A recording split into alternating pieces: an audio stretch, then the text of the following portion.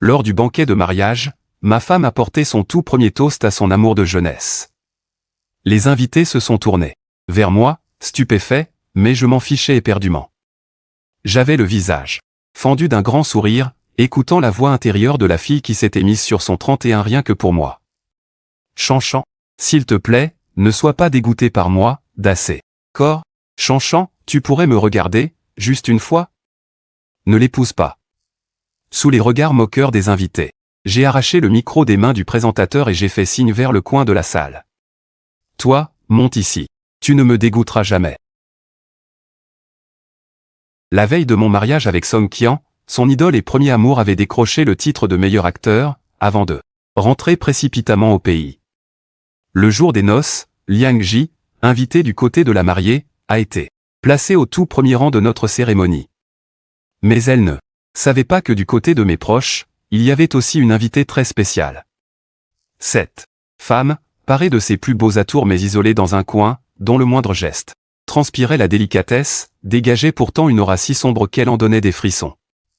Cette femme n'est autre que la riche héritière Yander qui m'aime en secret depuis 10 ans.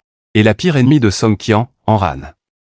Quand est venu le moment de porter un toast, mes parents étaient déjà assis, attendant que Song Kian vienne trinquer avec eux. Pourtant, après avoir pris son verre, elle s'est instinctivement tournée vers la table de Liang Ji. D'ordinaire, elle est si douce, si polie et toujours d'humeur égale, mais aujourd'hui, ses mots étaient d'une rare violence. Toutes mes félicitations au grand acteur Liang. Après toutes ces années, tu as enfin obtenu ce que tu voulais. On dirait que ton choix de me larguer pour partir à l'étranger était le bon. Aujourd'hui, ce verre sera notre façon, à Guchen et moi, de te féliciter. Cul sec. En fait, je le regrette depuis si longtemps. Oh là là, ça chauffe. J'ai entendu dire que la superstar Liang Ji était rentrée au pays pour retrouver l'amour de jeunesse qu'il avait perdu par fierté. Ne me dis pas que c'est Song Kian. Trop drôle. Une riche héritière et une immense star du cinéma qui remettent le couvert. On dirait bien que le jeune maître de la famille Gu est le dindon de la farce. Dommage pour eux, ils allaient être déçus. À cet instant précis, bien que je sois le principal concerné, je n'avais pas du tout le temps d'écouter leur commérage. Nonchalamment adossé à ma chaise, j'écoutais la voix intérieure lugubre qui venait du coin de la pièce. Ça m'a fait sourire, mais j'ai aussi ressenti un pincement au cœur. Guchen, je t'en supplie, ne sois pas dégoûté par moi, d'accord? Guchen, est-ce que tu pourrais me regarder, juste une fois? Tu ne pourrais pas annuler ce mariage? Elle n'osait pas lever la tête pour me voir dans mon costume de mariée. Elle devait se contenter de mourir de jalousie en silence. La marche nuptiale passait en boucle, et le bouquet de roses qu'elle serrait contre elle était sur le point d'être complètement broyé. Pile au moment où Song Kian a arraché le verre de Liang Ji, en le grondant pour sa santé fragile. Enran a serré les poings si fort que ses faux ongles, posés avec tant de soin, se sont enfoncés dans sa chair. Les anciennes plaies sur ses mains ont commencé à saigner à nouveau. En voyant ça, j'ai froncé les sourcils. Je suis monté direct sur l'estrade et j'ai arraché le micro au présentateur. Les invités avaient vraiment l'air de savourer le spectacle. Song Kian s'est brusquement retourné vers moi. Face à mon regard glacial sur scène, une lueur de panique a traversé ses yeux. Guchen, qu'est-ce qu'il? Elle a voulu s'avancer vers moi, mais l'homme derrière elle lui a attrapé le poignet. Face à la jalousie possessive qui se lisait sur le visage de Liang Ji, elle s'est inconsciemment arrêtée. Mais moi, je ne me suis pas arrêté. J'ai tourné la tête, et j'ai fait un signe de la main à Enran, assise dans un coin sombre. Toi, monte ici. Avec toi, je ne suis pas maniaque de la propreté. Mes mots ont eu l'effet d'une bombe larguée en eau profonde, provoquant instantanément une énorme onde de choc. Tous les paparazzis et les invités de la haute société savent très bien qu'en tant que jeune maître de la famille Gu, je suis un maniaque de la propreté maladif. Même aujourd'hui, pour mon propre mariage, pour tenir la main de la mariée, j'ai exigé de porter des gants. Tous les regards se sont tournés vers le coin que je désignais, y compris celui de Song Kian. Guchen? Oui toi, monte ici. Elle s'était mise sur son 31 aujourd'hui, apportant la dot qu'elle avait économisée pendant 10 ans. Et pourtant, elle se cachait dans son coin comme un petit hamster, à mourir de jalousie en silence. C'est vrai, je sais qu'elle a économisé 84,7 milliards pour ma dot. Amran est resté, dans cette famille de sangsues pendant 10 ans, traité comme une vulgaire machine à sous, une marionnette, juste pour m'assurer une porte de sortie pour le reste de mes jours. Elle s'est cachée à l'étranger pendant 10 ans, et dès mon mariage, elle est rentrée, en m'offrant ses 84,7 milliards comme cadeau de mariage. Elle m'a dédié sa vie entière. Même si je n'avais pas éveillé mon pouvoir de télépathie, ses sentiments crèveraient les yeux. Guchen, est-ce que j'ai fait quelque chose qui t'a contrarié? Elle a baissé les yeux et a attrapé mon gant glacial, avec une expression tendre et patiente. Bien sûr, sans le monologue intérieur totalement paniqué que j'entendais à cet instant, j'aurais peut-être pu m'adoucir. Ses pensées disaient, Guchen est en colère. Je l'avoue, est-ce qu'il m'en veut pour mon passé avec Liang Ji? Il est jaloux. C'est vrai, j'ai encore des sentiments pour Liang Ji, mais je voulais juste mettre les choses au clair avec lui lors de ce mariage. Après ça, il ne sera plus que mon meilleur ami, rien de plus. Monsieur Liang, vos retrouvailles avec votre amour de jeunesse sont en effet une chose réjouissante. Après tout, vous avez vécu une passion ardente. Puisque vous n'arrivez pas à vous oublier, je n'ai pas besoin de m'accrocher obstinément à ma place de mariée. Elle était en train de lui mettre une broche. Mais la broche du marié, regarde un peu, ça n'a vraiment pas l'air d'être ça. Ça va barder. Ah! Tu as entendu ça, ma grande? Mon chéri, écoute-moi, je t'en supplie. Je voulais juste mettre un point final avec lui. Qu'est-ce qu'il y a à expliquer? Si tu ne l'aimes pas, pourquoi l'avoir invité à notre banquet, et même l'avoir placé à la première table en tant qu'invité d'honneur de la mariée? Si tu as vraiment tourné la page, pourquoi te faire du souci pour ces maux d'estomac? Mettre un point final? Moi, je vois surtout que vous ne voulez pas en finir, et que vous cherchez à garder contact en douce. Song Qian est devenue livide. Elle a ouvert la bouche, incapable de prononcer la moindre défense.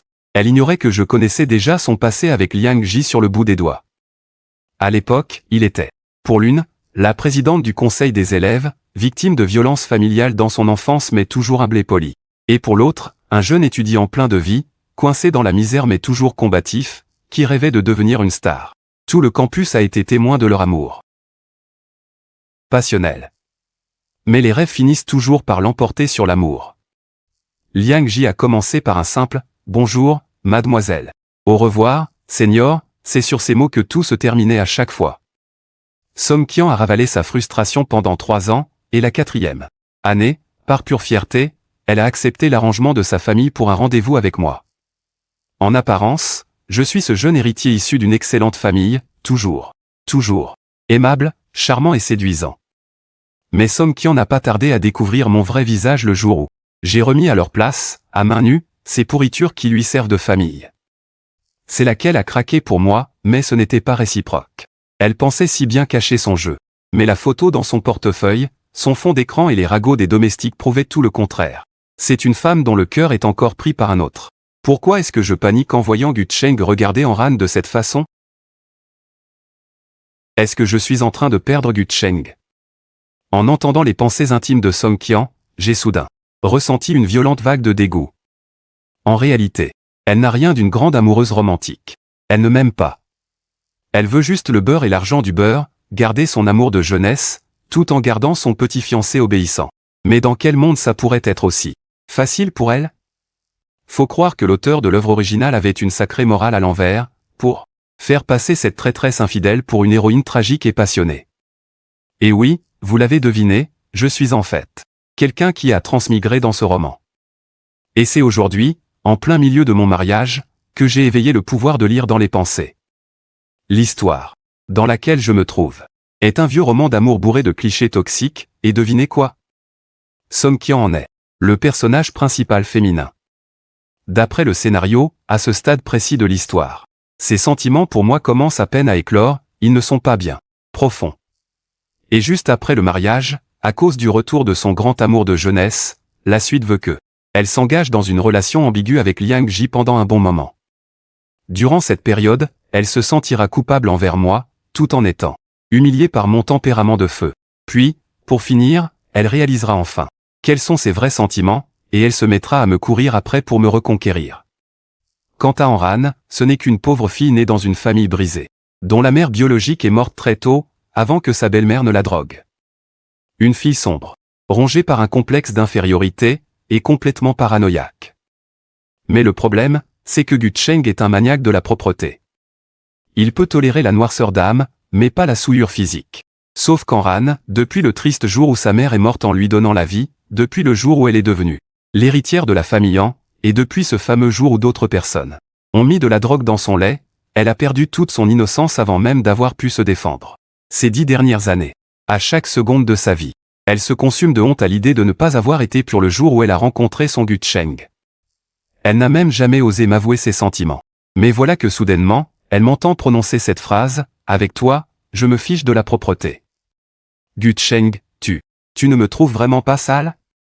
Anran, qui était resté figé jusque-là, a enfin fini par reprendre ses esprits. Elle s'est avancée vers moi, pas à pas, serrant contre elle un énorme bouquet de roses rouge sang, sur lequel était piqué un épais, très épais registre de cadeaux de mariage. C'est là que j'ai entendu sa voix intérieure, rauque, pleine de retenue et de vulnérabilité. « Gu Cheng, c'est la dot que j'ai économisée pendant 10 ans. Maintenant que tu l'as choisie, elle, considère ça comme mes cadeaux de mariage. Est-ce que tu te souviens encore de mon prénom, ou bien c'est juste pour tous ces cadeaux que tu essaies de me consoler de cette façon ?» Je n'ai pas pu m'empêcher de rire doucement. J'ai tendu la main pour lui tapoter tendrement la tête. 10 ans déjà, comment pourrais-tu? Pourquoi tu arrives si tard? Ma voix était toute basse. Anran n'a entendu que la fin de la phrase. Il s'est figé, et sa première réaction a été « Gu Cheng, il se souvient vraiment de moi. De quelle couleur il le veut, son sac à patates pour que je le kidnappe? » Oh purée. J'ai souri, glissant naturellement mon bras autour de sa taille fine, l'empêchant de s'approcher de moi. Clic-clac. Les flashs crépitaient de tous les côtés sans s'arrêter. Je les ai ignorés, baissant la tête pour lui murmurer à l'oreille. Cette fille ramène son premier amour pour pleurer à mon mariage. Et toi, tu ne viens même pas me kidnapper? Ma voix n'était pas forte, seul Anran devant moi et Song Qian à mes côtés m'ont entendu. Song Qian, qui s'apprêtait à avancer, a vu ses pas s'arrêter net. Son visage s'est décomposé.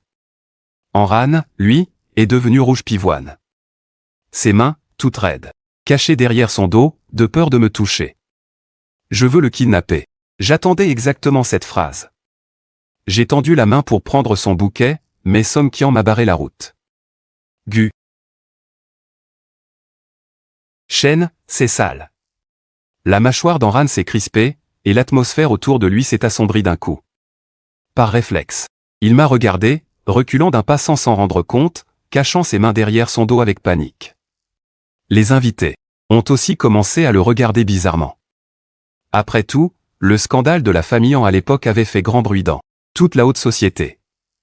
J'ai fait un pas en avant et j'ai attrapé fermement sa main, tandis que mon autre main repoussait le bouquet de Song Qian.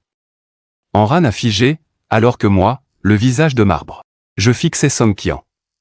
Je te l'ai déjà dit, je ne suis pas maniaque de la propreté avec lui. Mais avec toi, oui. Quand? À la raison, oh. Là-dessus, j'ai ignoré le regard furieux et meurtrier de Song Qian. J'ai pris la main de mon amour, et sous les exclamations choquées des invités, je l'ai emmené loin de ce mariage qui tournait à la mascarade. Et, ne restez pas plantés là. Profitez du repas et buvez bien. C'est ma femme, le PDG Han, qui régale. Ah. Le cou d'Anran est devenu tout rouge. Il a tout de suite tourné la tête pour demander à son assistant de régler 50 millions à l'hôtel. On raconte que ce jour-là, tous les invités sont repartis le ventre si plein qu'ils devaient se tenir au mur. En ce moment, assis dans la voiture, j'ai jeté un coup d'œil à Anran, les lèvres pincées et silencieux, l'air de rien. Mais ses pensées criaient si fort qu'elles m'en faisaient mal aux oreilles. Gu Cheng ne se marie plus, il m'a emmené avec lui. Ah. Gu Cheng ne me trouve vraiment pas sale? Ça fait 3 heures que la voiture n'a pas été lavée, est-ce qu'elle sera trop sale pour lui? J'étais sans voix. Ce gros bêta. Qu'est-ce que tu attends? Démarre. Je dors chez toi ce soir. Enran a tressailli de la tête aux pieds, tournant mécaniquement la tête pour me regarder. Dormir, chez moi. Ah, non. Il ne faut surtout pas que Guchen voie ce qu'il y a dans ma villa. Ah. Aujourd'hui, même si Somkian se jetait sous les roues de la voiture, je roulerai par-dessus juste pour voir ce qui se cache chez lui. Qu'est-ce qu'il peut bien y avoir? HMPH, c'est donc pour ça que tu ne voulais pas me laisser entrer. Tu ne te fais pas d'idée. Un immense dressing de 200 mètres carrés, un nombre incalculable de costumes sur mesure de grandes marques, et toutes sortes de montres de luxe remplissant des vitrines entières. À côté, une étagère à chaussures débordée de toutes sortes de paires en édition limitée. En poussant la porte de la pièce du fond, il y avait carrément une salle remplie de Gundam et de Transformers. Des figurines grandeur nature à l'échelle 1 sur 1. Quel homme pourrait résister à ça? J'avais trop envie de me jeter sur ces merveilles, mais je me suis retenu. Je me suis retourné pour aller dans la pièce d'à côté. La chambre de bébé. Oui, vous avez bien entendu, une chambre de bébé. Enran avait même déjà réfléchi au prénom de nos futurs enfants. Bien, au moment où j'ai pris ce pendentif de longévité pour bébé fait sur mesure, la toujours très froide. Enran sentit une rougeur inhabituelle lui monter aux joues. Ne te méprends pas. En fait, cette villa est un cadeau préparé pour ma petite sœur. Oui, elle va bientôt se marier. Elle croyait que j'ignorais à quel point ses relations avec cette demi-sœur, fille de sa belle-mère, étaient exécrables. Non, c'est mort, je ne peux pas laisser Guchen découvrir que c'est notre maison de jeunes mariés que j'ai secrètement préparée. Je regardais Enran sans percer à jour ses pensées, observant. Le coin de ses lèvres se soulevait légèrement. Ça me plaît beaucoup.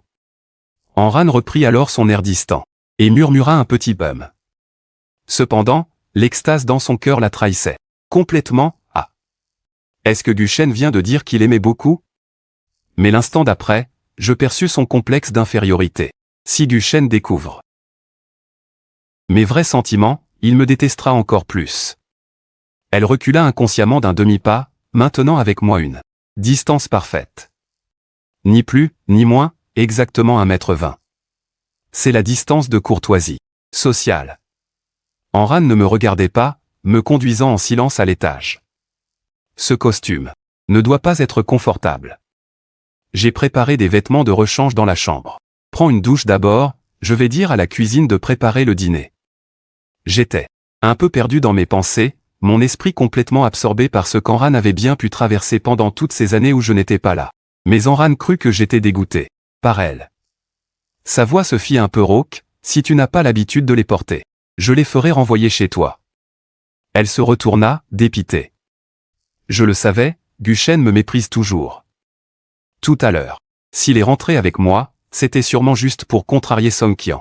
Moi, je restais figé sur place, fixant intensément une seule direction.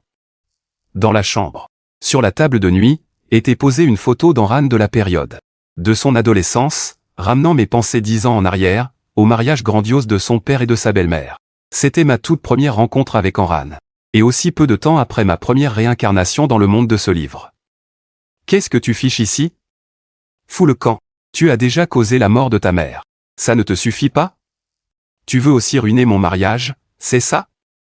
Dans son fauteuil roulant, la jeune fille qui était à l'origine pleine de joie fut violemment douchée d'eau froide. Le cadeau qu'elle serrait dans le creux de sa main fut discrètement caché derrière son dos. J'observais, bouillonnant de rage, la jeune fille serre la tête avec tristesse et dirigeait son fauteuil roulant vers un coin reculé de la salle de réception. Pas plus tard qu'hier, sous le choc d'une nouvelle concernant son père, elle avait dégringolé les escaliers. Un tel coup de malchance n'avait fait qu'accentuer le dégoût que le père en ressentait pour elle. Derrière lui, la belle-mère d'Enran, vêtue d'une robe de mariée, d'un blanc immaculé, dégageait une arrogance et une vulgarité qu'elle ne pouvait dissimuler. En ce grand jour, qu'est-ce qui te met dans une telle colère? Ce n'est rien, juste un chien à moitié mort. J'ai demandé à la sécurité de le virer d'ici. Oh, ce n'est qu'un chien errant, alors. La belle-mère d'Enran sourit, quand soudain elle m'aperçut, debout non loin de là. Les moqueries qu'elle s'apprêtait à lancer furent instantanément ravalées. Laisse tomber. Le maître de cérémonie a dit que le mariage allait bientôt commencer. Je vais d'abord aller me refaire une beauté. Après avoir dit cela, elle souleva élégamment sa robe et s'éloigna. Le pérant. Il sort alors son téléphone, fixant l'écran avec une expression lugubre. Comme j'étais un peu loin, je ne voyais pas très bien. Je distinguais seulement sur l'écran une femme portant une robe de mariée rouge. Son visage ressemblait énormément à celui de la belle-mère d'Henran. Je me suis soudain rappelé. Ce père indigne d'Henran, dans l'histoire. C'est ce genre d'ordure qui joue la carte du premier amour et de sa remplaçante. Quelle poisse! Je détourne le regard de ce père indigne. Pour regarder de nouveau Henran. Dans un coin du jardin, Henran, assise dans son fauteuil roulant, lance un regard dégoûté sur le monde, fixant les invités qui vont et viennent au banquet.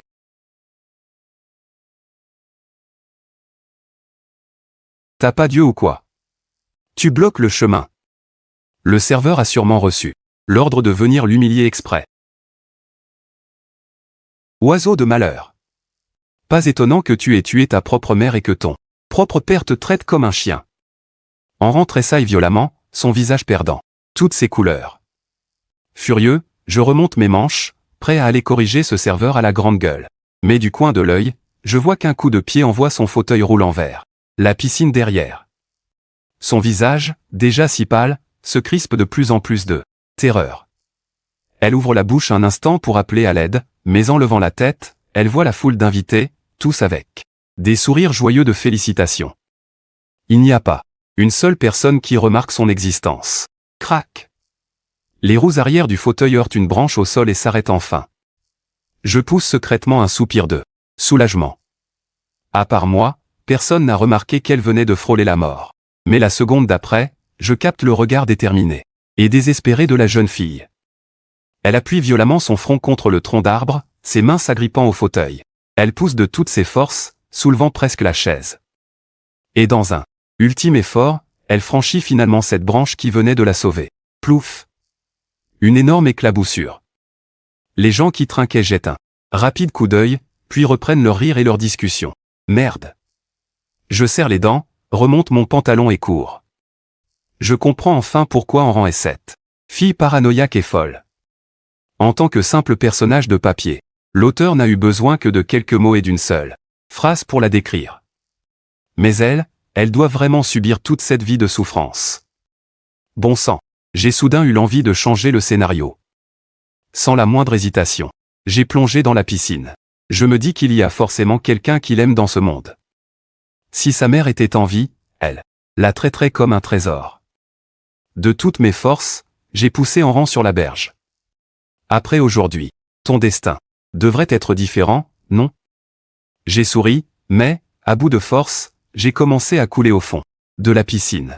Ce qui est ironique, c'est qu'avec ma chute dans l'eau, tout le monde a semblé retrouver la vue. Dans mon délire, j'ai vu la panique totale sur la rive, mais toujours personne ne prêtait attention à Henran, inconsciente. Quand j'ai rouvert les yeux, j'étais allongé à l'hôpital. Au bord du lit, il y avait mon père au trait tiré. Petit con, pourquoi tu joues les héros? Cet oiseau de malheur, pourquoi tu l'as sauvé, hein? Tu te rends compte que tu as failli y passer? Mon père criait fort, mais mon cœur était rempli de chaleur. C'était la première fois que je ressentais l'amour d'une famille, même si ce n'était que dans un livre. Je n'ai pas répondu. J'ai juste souri bêtement à mon père, et il n'a rien pu faire contre moi. Il m'a juste dit de bien me reposer. Et là, j'ai réalisé que j'avais vraiment sauvé Henran. J'ai vraiment changé le cours des choses. L'histoire. Alors, les mots que je lui ai mimés sous l'eau, elle a dû les comprendre aussi. Je me souviens que l'auteur disait dans le livre, que sa mère, dans cette usine, avait tenu à sauver le bébé. À ce moment-là, je n'avais qu'une seule idée en tête, il fallait absolument qu'elle le sache. Qu'elle connaisse la vérité. Si elle l'apprend, ça lui donnera la force de vivre. Les événements de la suite de l'histoire me sont soudain revenus en mémoire. Mais plus j'y pensais, plus le sourire s'effaçait de mon visage. Dans le roman original, après le mariage, Henran était retrouvé, noyé. Frôler la mort pour cette fille si pure. Sa propre fille, ça a poussé en fou à montrer pour la toute première fois une once d'inquiétude envers Henran. Mais à cause de ça, sa belle-mère l'a prise en grippe. Elle pensait qu'Enran jouait la comédie pour manipuler en fou. Alors, elle a fait semblant de s'inquiéter, et a drogué le lait d'Enran. Mais en voyant son visage, elle en a profité pour se servir d'elle comme monnaie d'échange. Et c'est là qu'a commencé le cauchemar d'Enran. Rien que d'y penser, j'ai eu des sueurs froides dans le dos. Est-ce que j'ai vraiment changé l'histoire? Ou bien est-ce que mes actes faisaient déjà partie de l'intrigue? C'est ça. Dans le roman, le personnage de Gu Cheng n'était pas un mythe. Il était obsédé par la propreté. De tous ceux présents, c'était le dernier à vouloir plonger pour sauver Enran. Selon l'histoire originale, la belle-mère d'Enran a commencé à la rabaisser dès le départ d'Enfou. Ta mère a choisi de te sauver. La belle affaire. Elle aurait mieux fait de te laisser te réincarner en chienne. C'est justement cette phrase qui a réveillé la rage de vivre d'Enran. Dans le livre, son fauteuil roulant n'était pas coincé. Son instinct de survie l'a poussé à s'agripper au bord de la piscine de toutes ses forces pour remonter. Et maintenant, par un coup du sort, j'ai ramené l'histoire à son point de départ. En réalisant ça, j'ai jeté la couverture en panique, arrachant comme un fou la perfusion de ma main. Il me reste encore 1 heure. Je dois absolument changer ce putain de scénario. Dans le taxi, je n'arrêtais pas de me refaire l'histoire dans ma tête. En ce moment, Enran doit être en train de fixer la fenêtre dans le vide. Elle ne pense qu'à sa mère, à cette fameuse phrase, celle où elle a choisi de la sauver, elle. Et c'est là que sa belle-mère frappe à la porte. Enran, comment tu te sens? Bois donc ce verre de lait. Ça te fera du bien. La voix de sa belle-mère a tiré Enran de ses pensées. Elle ne comprenait pas pourquoi cette femme qui la détestait tant se montrait soudain si gentille. Mais bon, elle ne voulait pas non plus aggraver son état. Alors, elle a pris le lait et l'a bu d'un trait. J'ai si chaud. Dans un état de confusion totale. Enran sentait son corps brûler de l'intérieur, sa tête devenait si lourde. La porte s'est ouverte. Dans le flou, elle a aperçu le visage de sa belle-mère. Madame, je crois que j'ai de la fièvre. Vous pouvez m'emmener à l'hôpital? La belle-mère n'a rien dit. Elle a fixé Enran avec un regard sournois. Elle a ouvert la porte, et derrière elle se tenait un homme d'âge mûr, gros et répugnant. Dès qu'il est entré, il a commencé à arracher les vêtements d'Enran. Là, elle a compris que quelque chose clochait. Elle a voulu repousser ce vieux porc, mais elle n'avait plus aucune force. Ne me touchez pas. Mais l'homme était de plus en plus excité. Dans son champ de vision, ce visage flasque se rapprochait, et elle a senti un contact visqueux sur sa peau. Ça donnait la gerbe à Enran. Elle voulait se débattre, mais le médicament commençait déjà à faire effet, jusqu'à ce que son esprit s'engourdisse totalement. Bam! Dans son délire, elle a cru entendre un bruit sourd, comme un truc lourd qui tombait par terre. Quand j'ai ouvert en trombe la fenêtre de la chambre d'Enran, je suis tombé pile sur ce vieux porc affalé sur elle. Espèce de pourriture. Lâche-la tout de suite. J'ai bondi en un éclair, à l'intérieur, et je lui ai balancé une droite monumentale à l'arrière du crâne. Le vieux s'est effondré, KO. Dieu merci, il ne s'était encore rien passé. J'étais arrivé à temps. Sous mes yeux, Enran, à cause de cette foutue drogue, gisait par terre, complètement dans les vapes. Son corps brûlait de fièvre. Elle qui passait son temps à trimer, martyrisée par les domestiques, avait une silhouette toute menue, mais sans un pet de graisse. On voyait clairement ses abdos, et avec ce visage d'une beauté à couper le souffle. Bon, je l'avoue, à cet instant précis, j'ai eu un petit coup de chaud. Mais on n'avait que 19, 20 ans tous les deux, on était encore de purs innocents dans la fleur de l'âge. Jouer à l'antidote humain. Non mais c'est quoi ce délire? C'est beaucoup trop tordu. J'ai retiré les vêtements d'Enran, je suis allé chercher une bassine d'eau glacée dans la salle de bain, et à l'eau froide. J'ai commencé à lui frictionner le corps sans m'arrêter. Petit à petit, la température d'Enran a commencé à baisser. J'ai poussé un gros soupir de soulagement, mais je me sentais vidé. Et là, ça m'a frappé, moi aussi, j'avais encore de la fièvre. J'ai jeté un coup d'œil à Enran, complètement à poil, sur le lit. Je me suis dit que si je tombais dans les pommes chez elle, mon père allait me dépecer vivant le lendemain matin. Du coup, je me suis collé une bonne baffe pour me réveiller. J'ai foncé à l'hôpital. Au moment de m'effondrer sur mon lit, je marmonnais encore tout seul. Cette fois, le destin d'Enran sera différent, pas vrai? En fermant les yeux, j'ai fait un rêve. Dans ce rêve, Anran avait un sourire radieux et sincère. Elle tenait un bouquet de fleurs et me déclarait sa flamme. Mais à mon réveil, j'ai réalisé que j'étais de retour dans le monde réel. Monde réel. J'ai bondi de mon lit en panique pour feuilleter ce foutu roman sur ma table de nuit. Puis je me suis laissé tomber sur le matelas, abattu. Au final, je n'avais pas réussi à changer le destin d'Anran. Le passage où je préservais son innocence avait été complètement effacé de l'histoire. À son réveil, ce vieux porc a raconté à tout le monde qu'Anran l'avait effrontément allumé. Résultat des courses, Anran s'est quand même retrouvé avec cette réputation de vraie traînée. Le protagoniste masculin a estimé qu'elle faisait honte à la famille. Il l'a tabassée, avant de l'expédier à l'étranger. Juste avant son départ, le protagoniste lui a lancé un regard glacial. Même depuis l'au-delà, ta mère aurait certainement tellement honte de toi. Anran, cloué dans un fauteuil roulant, s'est contenté de serrer les poings, sans prononcer un seul mot pour se défendre. Elle savait pertinemment que personne ne la croirait. Et pour couronner le tout, le lendemain de son agression, elle a appris que le grand héritier de la famille Gu, celui qui l'avait sauvé, était un maniaque absolu de la propreté. En découvrant ça, elle s'est enfermée toute la journée dans la salle de bain. Elle s'est frottée jusqu'à s'en arracher la peau, rouge et gonflée, avant de finir par sortir. Pendant les 10 années qui ont suivi, exilée à l'étranger, elle n'osait suivre la vie de Gu Cheng qu'en cachette. Elle scrollait ses réseaux sociaux tous les jours. Jusqu'à ce fameux jour où elle n'est pas tombée sur un selfie, mais sur une photo de couple. Ce jour-là, Gu Cheng annonçait son mariage avec Song Qian. 3 mois plus tard, Anran a pris la décision de rentrer au pays. Elle a ramené avec elle les 10 milliards qu'elle avait amassés pendant 10 ans, en guise de cadeau. Elle a fait une apparition spectaculaire, pour voir de ses propres yeux l'homme qu'elle aimait de tout son cœur, en épouser une autre. Mais voilà, à peine de retour, je me suis encore fait frapper. 10 ans se sont écoulés dans ce foutu bouquin, alors que dans la réalité, il ne s'est écoulé qu'un seul mois. Personne ne sait que durant ce mois, je me suis rendu malade, à choper des grosses fièvres tous les jours, juste pour pouvoir revenir ici. Je suis un vrai rebelle dans l'âme. Puisqu'elle a tapé dans mon œil, je suis bien décidé à changer son destin. À table, les coups à la porte d'Anran me tirent de mes pensées.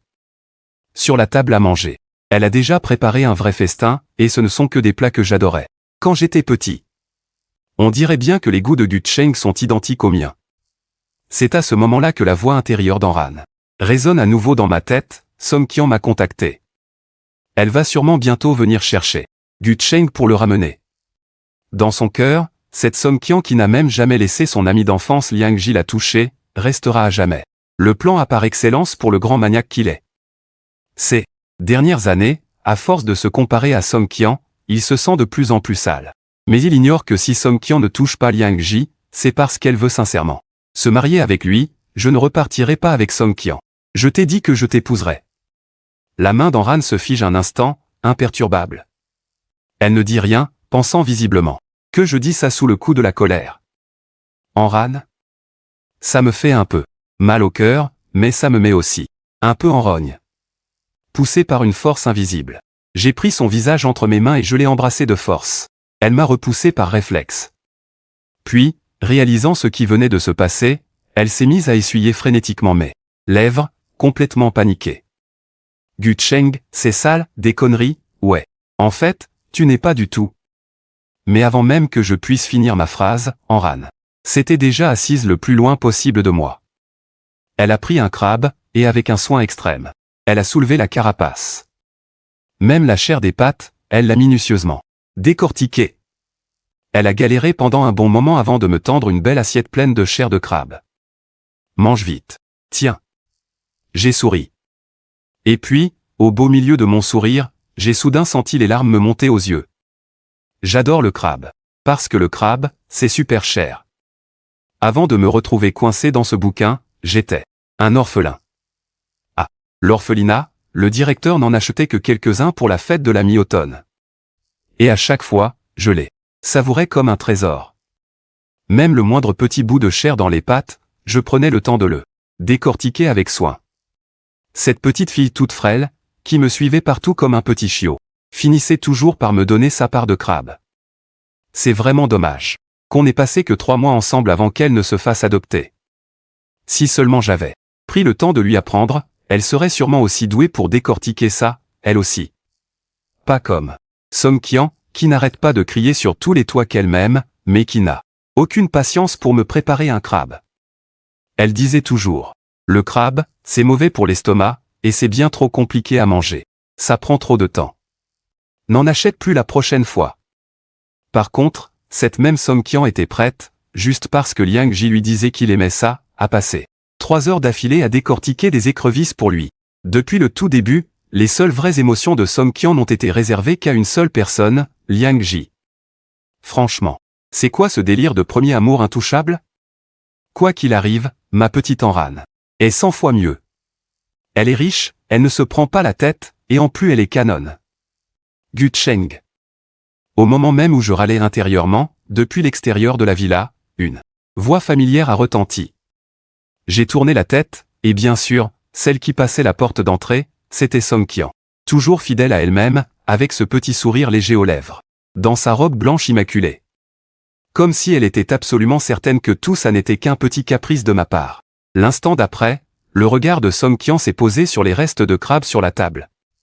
D'une voix douce. Le visage de Ren s'est assombri, il a regardé Enran à côté de lui en laissant transparaître un soupçon d'attachement. HMPH. Tu ignores que le corps de Gu Shen ne supporte pas le froid, qu'il ne peut pas manger autant de crabes? Après avoir dit ça, il t'a dévisagé. Rentre avec moi, je t'ai préparé une bonne soupe. Je suis vraiment désolé, mais je préfère nettement manger des crabes. Il n'y a que Liang Ji pour aimer la soupe. À l'époque, lui, ce petit génie des études, sa principale obsession de la journée, c'était de préparer de la soupe pour ce gamin de Liang Ji. En entendant ça, l'expression de Song Qian s'est figée malgré elle. Elle a pris une grande inspiration, le visage déformé par la colère. Gu Shen, qu'est-ce qu'elle a de si bien, cette traînée qui séduit le premier venu? Je te l'ai déjà dit, entre Liang Ji et moi, il n'y a absolument rien. Est-ce que tu pourrais grandir un peu et arrêter tes caprices d'enfant, oui ou non? Même maintenant, Song Qian pensait toujours qu'il n'y avait qu'Enran qui comprenait la situation, et que si je n'allais pas dans son sens, c'était moi qui étais en tort. Et que son seul rôle à elle, c'était de trouver un équilibre entre moi et Liang Ji. C'est juste une question d'argent, c'est ça? Tout ce qu'elle peut t'offrir, je peux te l'offrir aussi. Elle a sorti un contrat de transfert de biens qu'elle avait préparé d'avance, et juste au moment où elle allait me le tendre, la sonnerie frénétique d'un téléphone a retenti. Allô, êtes-vous un proche de Monsieur Liang Ji? S'il vous plaît, venez d'urgence à l'hôpital central.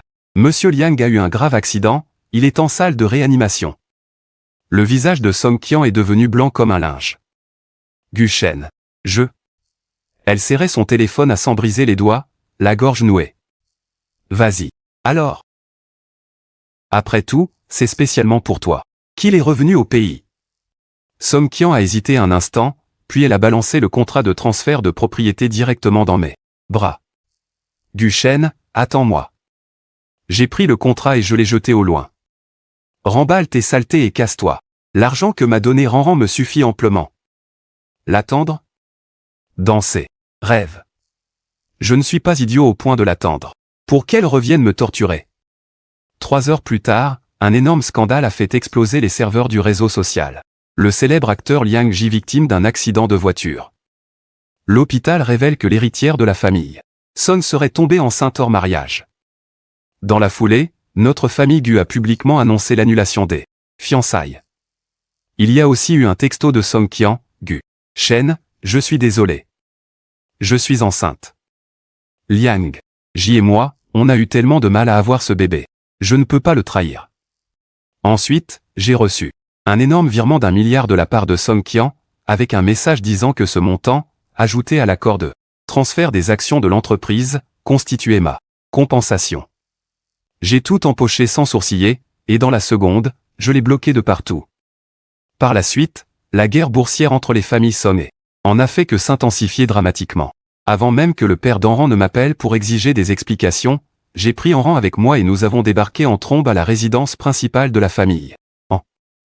Après tout, cette histoire où l'on a sali la réputation d'Enran, je ne pouvais pas attendre une seconde de plus pour m'en occuper. Toi, qu'est-ce que tu viens faire ici? La belle-mère d'Enran, en l'apercevant, a immédiatement blêmi de terreur. Le père d'Enran s'est tout de suite interposé, cachant sa femme terrifiée derrière lui. Qu'est-ce que tu cherches à faire? J'ai ricané froidement, j'ai retroussé mes manches, et sans dire un mot, je me suis jeté sur eux pour leur balancer une avalanche de claques bien senties. Tout le monde était complètement abasourdi, regardant avec impuissance cette gueule de faux jeton du père d'Enran se faire détruire.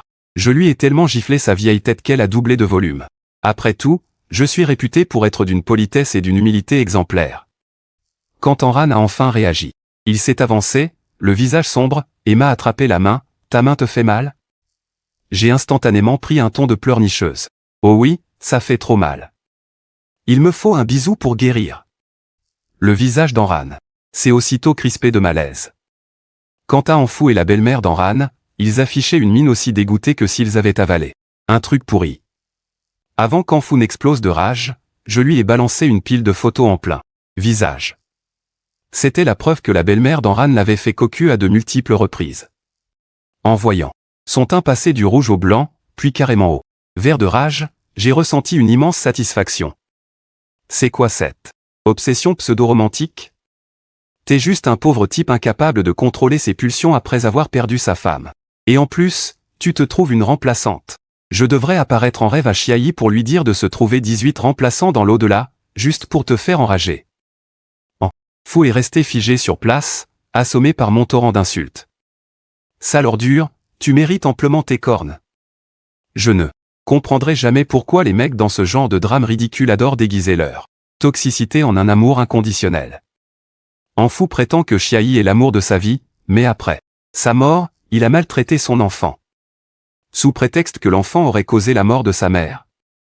Cet hypocrite est tout simplement mort de jalousie, car sa femme a préféré sauver l'enfant plutôt que lui. L'auteur qui qualifie ce genre de mec de grand romantique m'a presque donné envie de vomir. J'ai jeté la cassette vidéo, que j'avais préparée à l'avance, en plein sur le visage d'Anfou. Regarde bien à quel point Chiayi aimait son enfant. Sur la vidéo, on voyait les images de la salle d'accouchement de l'époque. Le bébé se présentait mal, l'opération était très risquée. En cas d'urgence, entre la mère et l'enfant, un seul pouvait être sauvé. Sur la table d'opération, Chiayi était livide, mais son expression restait d'une détermination absolue, sauver le bébé. Après ça, elle a fait un effort surhumain pour tourner le visage vers l'objectif, affichant un sourire d'une douceur infinie. Ah, Shen? Tu as sûrement attendu cet enfant depuis très longtemps, toi aussi, n'est-ce pas? Je suis tellement désolé de ne pas pouvoir rester à tes côtés. Cet enfant est le prolongement de notre vie. Il me remplacera pour continuer à veiller sur toi. Tu dois bien t'occuper de lui, d'accord? Si jamais j'apprends que tu es méchant avec lui, je ne t'aimerai plus jamais. C'est là que la vidéo s'est brusquement arrêtée. Anfou est resté pétrifié un long moment, avant de se tourner pour étrangler l'un. Échoue. Espèce de vipère.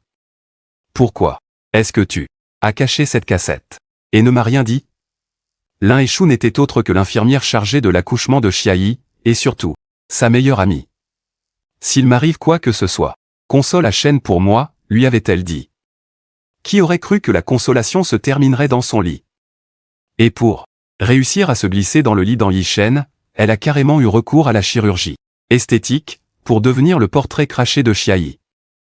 Avec le pouvoir d'Yi-Shen, il savait pertinemment que cette femme était la meilleure amie de Chiayi. Mais il s'en fichait royalement, car il avait juste besoin d'une doublure. Bam! Anfou s'est fait étaler par terre d'un seul coup de poing. Bien sûr, c'est encore moi qui ai frappé. J'ai penché la tête en faisant craquer mes poignets. Chiayi, dans l'au-delà, doit avoir terriblement honte de toi. Dégage, moi. Après avoir dit ça, son regard plein d'hostilité s'est posé sur l'un Échu.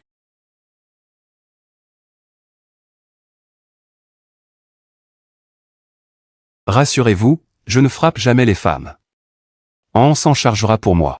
À peine avais-je terminé, Enran avait déjà plaqué l'un Échu au sol avec un naturel déconcertant.